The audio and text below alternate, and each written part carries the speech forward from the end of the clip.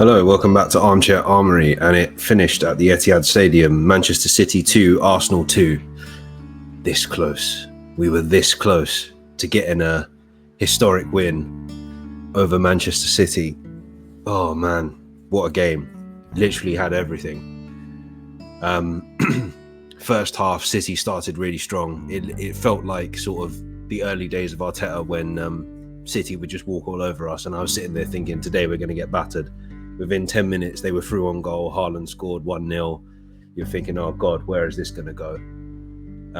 We get a free kick on the halfway line, which we take quickly. They didn't take kindly to that because apparently that Kyle Walker wasn't back in position.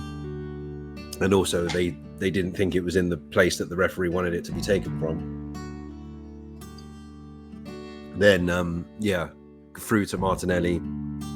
He puts the ball back into Calafiori, who started. Ben White was on the bench today. I'm not really sure why, but yeah, I thought Calafiori played all right today, but the goal he scored was unbelievable. Like, just punted it, and it just went like that into the top corner. Edison, no chance whatsoever. And then once we equalised, we sort of grew into the game a little bit. We definitely looked a lot better after that. Up until that point, it looked like it was going to be a long day. It turned out to be a long day anyway, but yeah, it looked like it was going to be a really long day. It looked like, oh, we're in for it here. So we equalise, and we start growing into the game. We get a corner which lands to on Gabriel's head. He misses. We get another corner a few minutes later, scores. We're now 2-1 up. Just before half-time, Leandro Trossard, already on a yellow card, he was playing in the number 10 position, clatters into, I think it was Gvardiol, and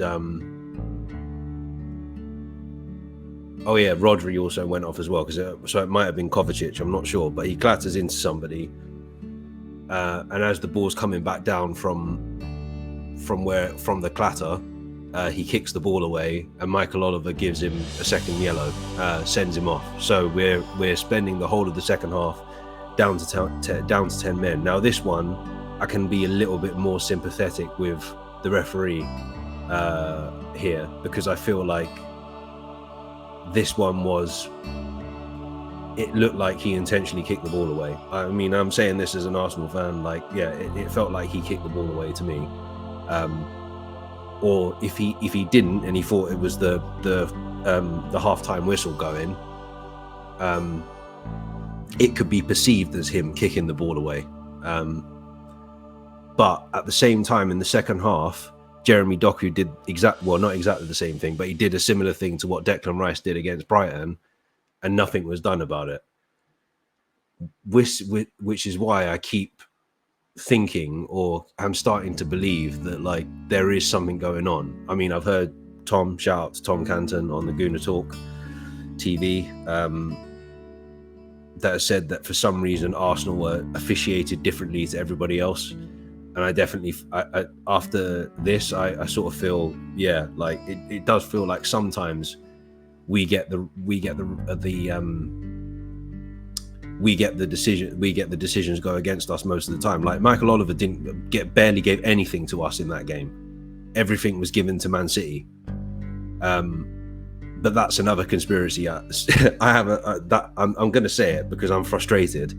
The conspiracy theory I have that their owners have brought the league, man. I think there's a lot of corruption going on, like more corruption than we think, because these referees did not get bad overnight. Or the refereeing in this country was not consistently as bad as it is now. It feels like overnight they've just gone shit. And then you've got situation, I don't know. So yeah, we're 2-1 up. We come out second half. Let me not get too crazy, because yeah, I'm saying this on the internet. We come in to the second half, down to 10 men, but we're 2-1 ahead. And for as long as I've been watching football, I rarely ever see a team properly go for it when they're down to 10 men, regardless of the score. I normally see teams sit in for the whole game, or for however long it is. Normally, it's last few minutes of the second half or something like that. This was obviously the whole second half, and it's like, okay, are we going to defend for 45 minutes against Manchester City? And I thought to myself, if this is any other team, even if it was Chelsea or Man United, one of the other so-called big six, I would be more confident than I would be against Manchester City. But, you know, we took off Saka and brought on Ben White, went to a back five, and we were sort of playing a 6, I don't know what it was, like 6-3 or something like that, or 6-4, and we seemed to be doing all right. Like Manchester City looked like they didn't really, they'd run out of ideas of what they wanted to do. They'd tried everything and they couldn't break us down. We get to the 90th minute, 7 minutes go up. It's always like, again, are we going to be able to do this for the entire 7 minutes of added time against Manchester City? Lo and behold, we didn't. Literally in the last kick of the game, at this point, Grealish and Foden were on at this point, as well as John Stones as well, who eventually scored the goal. But yeah, the ball comes in on the left hand side to, I think it was the left hand side anyway, because of the cameras being back to front. Grealish, no, it would have been the right, wouldn't it, if it's Grealish? Grealish gets the ball, puts the ball into Gvardiol shoots.